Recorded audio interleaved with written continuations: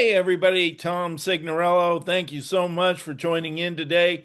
Don't know if you're seeing this live or on YouTube or wherever through social media, but we're grateful. I got the great Tom Big Al Schreiter here. Decades. What has he got? Like 5 decades of network marketing experience, author of over 45 books. This man forgot more than I know. So I'm really glad that he's here. We're doing these things on a regular basis. So, Tom, what are we going to talk about today?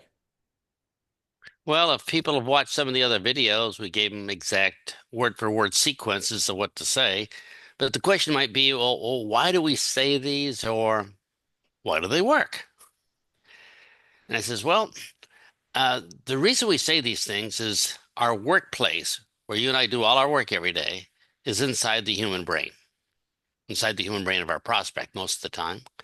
And you say, okay, so if we work inside the brain, how does the brain work? And we just go, well, we'll just fake it, and that's probably not a good plan. No. So let's talk about some basic neuroscience, some basic brain science, something that just makes it easy and applicable that makes sense. So here's the first thing. Uh, Humans have programs that run us because we don't have enough time to pump blood over here, move this muscle, blink this eye, create 30,000 new digestive enzymes. So there's some automatic programs in our brain, and our subconscious mind just runs things. And these programs, well, sort of control our lives because it does everything for us. But the number one program of all these programs that control people is survival. The brain says, hey, if we don't survive, all bets are off. So before you do anything stupid like jump off a cliff or whatever, just check with me. So the survival program does a pretty good job because they're all still alive if we're listening to this. We haven't done anything stupid along the way. So what the brain says is, I don't want to take chances. I want to be safe. Uh, don't do anything to mess it up. So this survival program in people says things like this. Be part of the group. Uh, don't change. When we were cavemen, we had little groups of people. If we were a loner, the saber-toothed tigers ate us. So, stay with the group. And so what we'll try to do is fit in so we don't get kicked out of the group. You say, all right, so what does that really mean? Well, what it means is we do what other people do first because it seems safer, or we do what the majority thinks because it feels safer. You say, okay, so how would that work in real life? Well, we go out to eat. There's two restaurants. One has a long line around the block, and the other one has nobody in it. Our subconscious mind says, guess what? We're going to eat at the busy restaurant. No, we're going to have to wait, but that other restaurant, not much social proof going on there. So we automatically pick that. We don't really know why, but we pick that because we're thinking, well, maybe that empty restaurant, people there all got poisoned, or nobody likes it. And you see this all the time. Truck stops, lots of trucks outside. Hey, it must be good food. But we don't know why that restaurant was empty. I mean, it could be that their food was so good that they all run home to tell their relatives. And, but we don't know. But our subconscious mind makes an instant, quick decision. Get in that line quick before other people get in line. Say, oh, okay. And we do this for almost everything. We try to say, if somebody's done it first, I feel a little bit safer. So what does that mean when we talk to prospects? They say, all right, how many people I know have worked a job for their income? Roughly everybody. And how many people I know started their own network marketing business and made a living that way? Roughly nobody. You say, whoa, whoa, whoa, whoa, whoa. Now we understand why they're so resistant. They're not even listening to facts or anything. Their subconscious mind program is blaring, oh, let's do what most people do. Don't take a chance. You're going to starve to death. Your family will kick you out. Who knows? Say, all right. So if we understand that people have a survival program, what do we do? Well, one of the phrases we covered previously was we just say most people. When we say most people, the subconscious mind has kind of an automatic reflex response. It says, most people. Am I part of most people? Am I part of less people? Well, not many people are part of less people, so I'm probably part of most people. And if most people think this way, then I'm going to think this way because I'm a most people type person. Yeah. And in that moment, it kind of changes how they look so they'd be a little bit more open-minded. And how this would sound in real life is like most people want extra money. Well, yeah, I think I do. Most people think dying early is inconvenient. Oh, yeah, you're right about that. Most real estate agents want a lot more prospects. Oh, that's true. Most people hate cold calls. Oh, everybody hates cold calls. And most people want their skin to get younger while they sleep instead of more wrinkly while they speak. Oh, yeah, yeah, yeah. And they immediately put themselves in that group and say, I'm a most people type person. So when we talked about this in previous podcasts, we just said most people. That's why it works. You say, okay, that's a pretty cool brain program. What would be another program? Well, the survival program is huge. We can talk about it for a couple hours, but nobody's going to listen that long because we have cat videos to watch. So let's do another fun program. Um, the human mind is pretty lazy, like extremely lazy. It says, I want to save my energy in case the saber-toothed tiger chases me. So I'll do everything. And you say, really? So I'm programmed to be lazy. And the answer is, yeah, you want to save your energy in case of an emergency. How does that translate for us? Well, when we talk to people, if we use big, complicated words, industry terms, things they're not familiar with, they kind of suffer. They say, man, what does this really mean? How do I figure this out? So as soon as we start saying big words like residual income instead of paycheck, it's hard on their brain. So the rule for the brain of most of our prospects is if it's complicated, that equals danger because I don't understand it. If I don't understand it, it's an unknown. My survival program kicks in. But if it's simple, I have this little rule in my brain that says simple feels safe. I have another rule that says simple means it's true. Well, neither of those are true, but that's how the human brain thinks. So our human brain is like completely flawed and messed up, but that's how it thinks. So when we're talking to people, we probably want to use really simple words. You say, okay, so PV, BV, residual income, all these things. No, no, no, no, no. Just really simple words. Upline, downline, crossline, clothesline, doesn't matter. It's all the same. So let's do another little fun rule.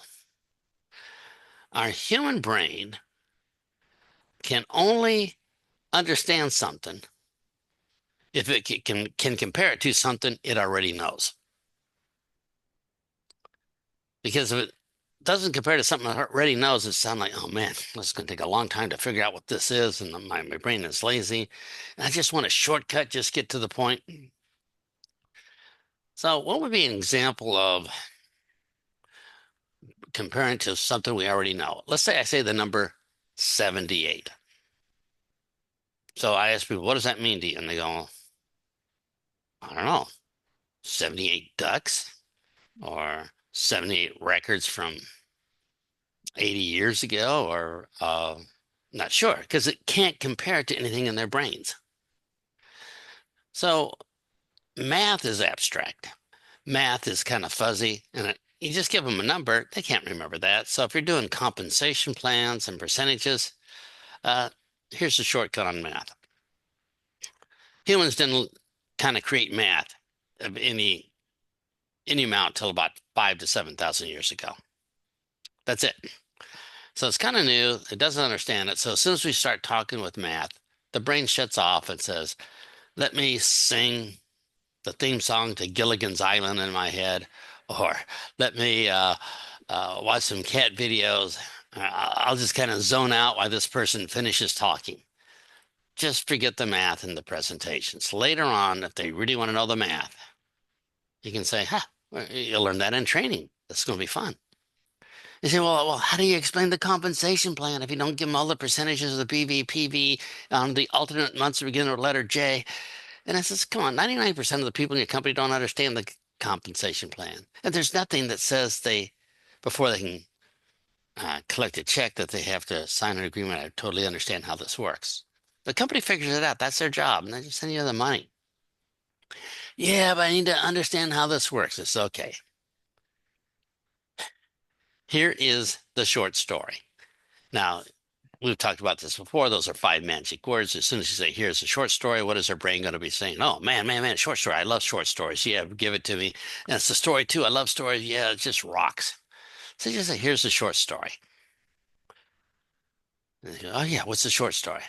Well, if you have a lot of people using the product or service, you're going to make a lot of money. And if you have fewer, you'll make less. That's how it works. What about the percentage at level two? It says, oh, you picked that up in training. Those are all just details.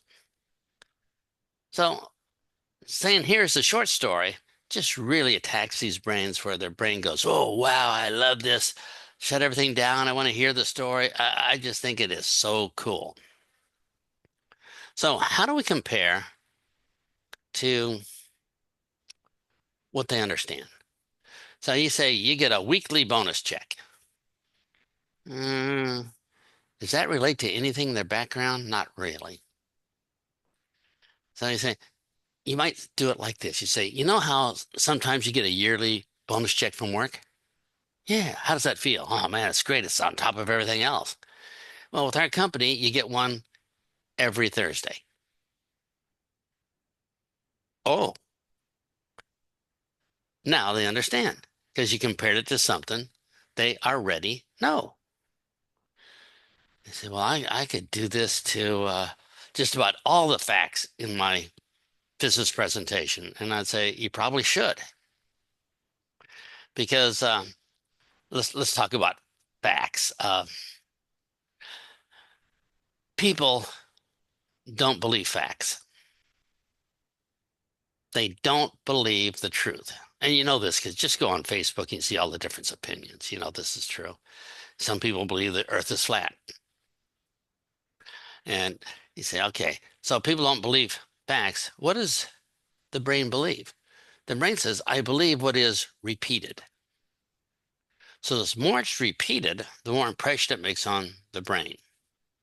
You say, well, how would this work? He says, well, if you're a leader, what if you started every meeting with some sort of mantra? Maybe the mantra would be, we care about people. That's why we let them know they have an option. If you do that every meeting, after a while, it just kind of sinks in their brain and they feel better about talking to people. Ah, I got it. So just repeating something over and over again kind of rubs off on them. Yeah, that's what parents do. That's what teachers do. We have all these math drills and stuff. If you just keep repeating over and over and over again, it kind of wears off. And you can even do this in a presentation. You can have a specific sales point that you bring up in the beginning and the middle and the end. And by the time you get to the end, it just sounds a little bit better. Yeah, okay. Uh, Without going too deep into any of these programs, what's some more fun ones? So let's do another fun one. Um, Humans fear and resist change. I say, well, why would they fear and resist change? Well, because change means we're going to do something we haven't done before. It's the unknown. And does our survival program like the unknown? It certainly doesn't. So they're going to resist change, which means instead of watching TV at night to maybe do their networking business, that's a change. To think in terms of retiring early instead of age 67, that's a change. I say, okay, so I understand why humans fear change because it's risky. And it might be good, but it might be bad. And because it might be bad, they just say, no, no, no, I just don't want to change. I like my life the way it is. But how do we make them change that? So let's do a little practical example quick. There's a saying that goes like this. When the pain of not changing exceeds the pain of making the change, well, we change. You know, we say, I want to take advantage of that. They say, well, how does that work like in real life? So there's this video on Facebook that it kind of explains it. And there's a city in India called Mumbai, wall-to-wall people, wall-to-wall cars. And every time there's a stoplight, everybody honks their horn. And you can imagine, 8 million or 16 million people honking the horn at every stoplight. And they try telling all the drivers, don't do that. It's just deafening here. And the policemen are going to go deaf. And the police says, oh, they just think if they hold the horn long enough that the light was going to change color quicker. And of course, everybody knows it doesn't, just like pressing the elevator button. So, what did they do? It says when the pain of the problem is so excessive that we're actually going to make a change. So they put on the stoplights this counter, how many seconds till the light change. And they also put a counter up there for the decibel noise, how loud things got. And the way it worked is just like 90-second reset. I forget the exact time. But during these 90 seconds, if they made too much noise on the decibel counter, it reset for another 90 seconds. And now when somebody honked the horn, everybody wanted to kill this person. Said, no, no, no, no, we don't want to reset. Keep it quiet, keep it quiet. And that's just an example of making it more difficult. You say, well, how would I do that in real life? Well, if you're selling insurance, you could say to somebody, well, there's two ways you can protect your family. One is the first way is to save like $350,000 over the next few paychecks because you love your family, you want to protect them. Yeah, yeah, yeah. And the other way is to start paying $29 a month on this term insurance policy. And you say, wow, that's a lot less pain.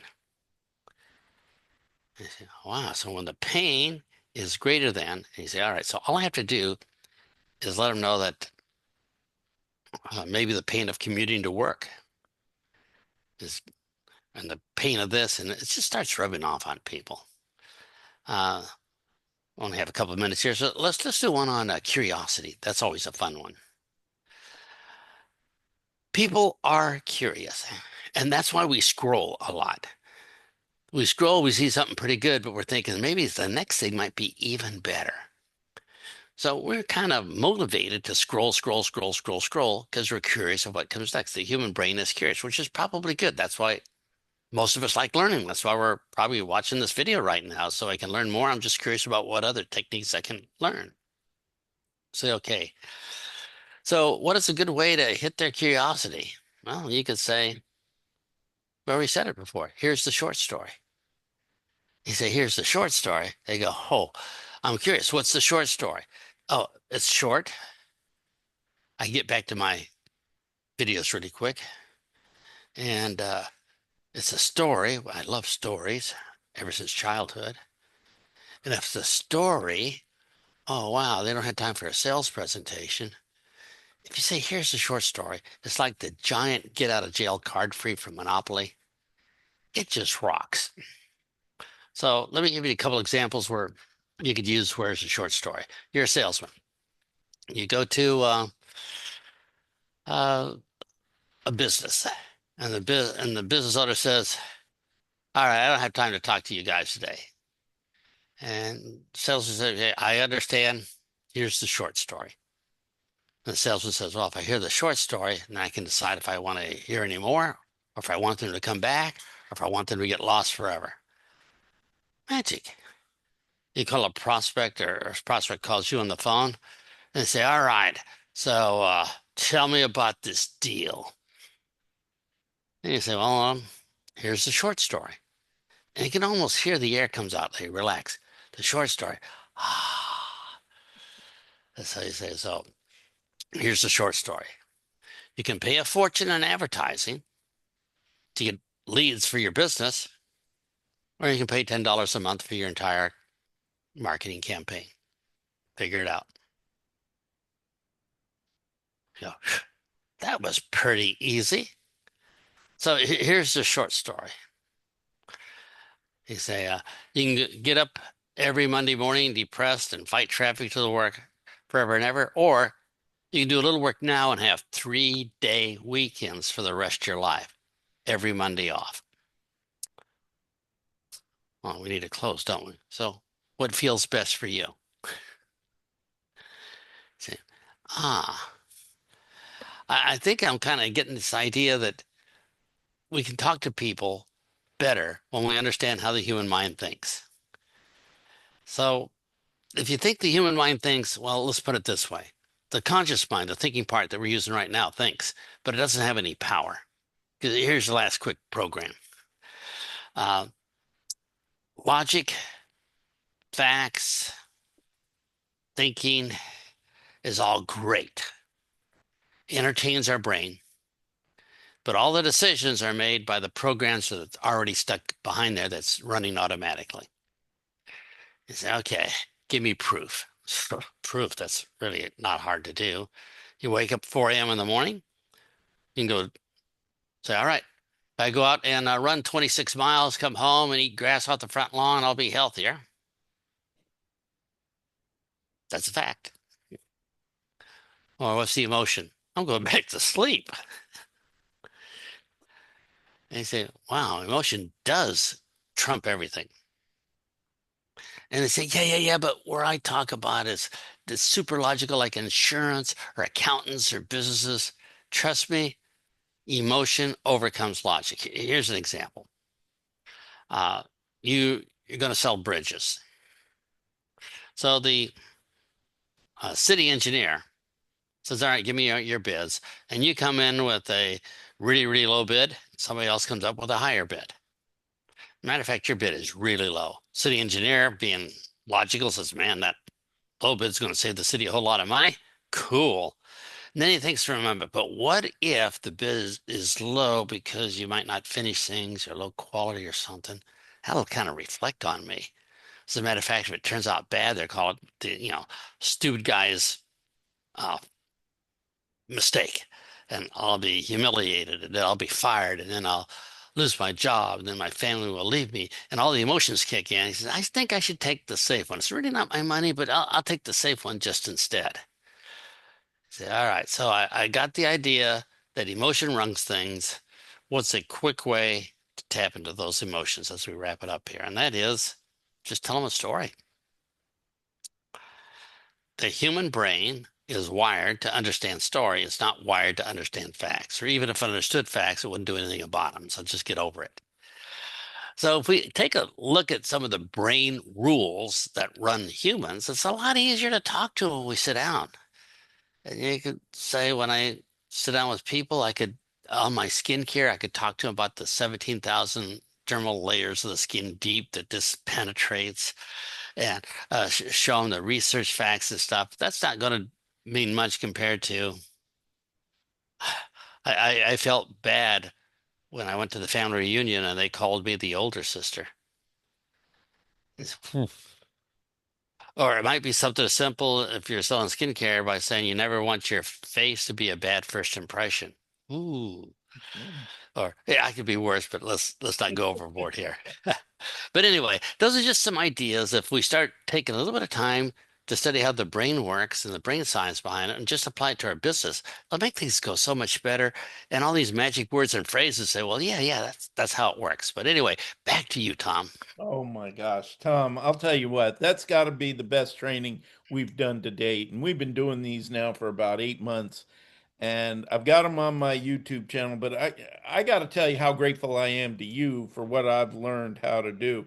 I've been in network marketing for 16 and a half years, and it's almost like the first 3/4 of it, 80% of it, I didn't follow what you were doing. I was doing things what the company was telling me to do and not saying anything bad about my company, but they were teaching me to go out and talk to, the conscious mind rather than the subconscious. And when I made the shift 2 years ago and followed what you're training and what you're doing and reading great books that you have, I've actually passed our number one income earner, not in income, but in recruiting. And we all know there's an old saying, if you want to build an empire in network marketing, recruit great people and teach them to do the same. That's pretty much it. And that's how you get to having a lot of people using the products. Um, Speaking of books and things like that, you have wonderful, wonderful education that people can get for free. Um, the website, bigalbooks.com. Tell people about that, please. And then just go to bigalbooks.com and there's something there that probably says get the free newsletter and twice a week you get cool things to say. That's it. No agenda, cool things, stuff to say. And if you really get bored and want to read some of my 50 plus books, if you go to bigalbooks.com, oh, that one's from, I wrote that back in the 70s, which might date me a little bit. And I had the number one income earner in my company actually send this to me. So that was in his library. And he Wow. knew that I'm doing these things with you and he's supporting us with what we're doing. So Anyway, all it takes is once we kind of figure out what to say and do, it's pretty much automatic. But the problem is when we start, we just don't know what to say and do. Just like when we start medical school, we're probably not very good at surgery. yeah, no. Um, Tom, thanks very much. And depending on when people see this, if they're seeing it before the holidays, we're wishing you all the best for whatever holiday you celebrate here in December. And if you're catching us another time, we'll catch you for the next holiday. How's that sound? Tom, thanks very much for being here. Want to learn more about what we've done in the past or other network marketing strategies and tips? Go to my website, tomsignorello.com. That'll take you right to my YouTube page. Simply click and subscribe, and you'll get all that content for free. So, thanks very much for being here. Tom, thanks again for your time. Bye bye. Thanks for inviting me. All right. See ya.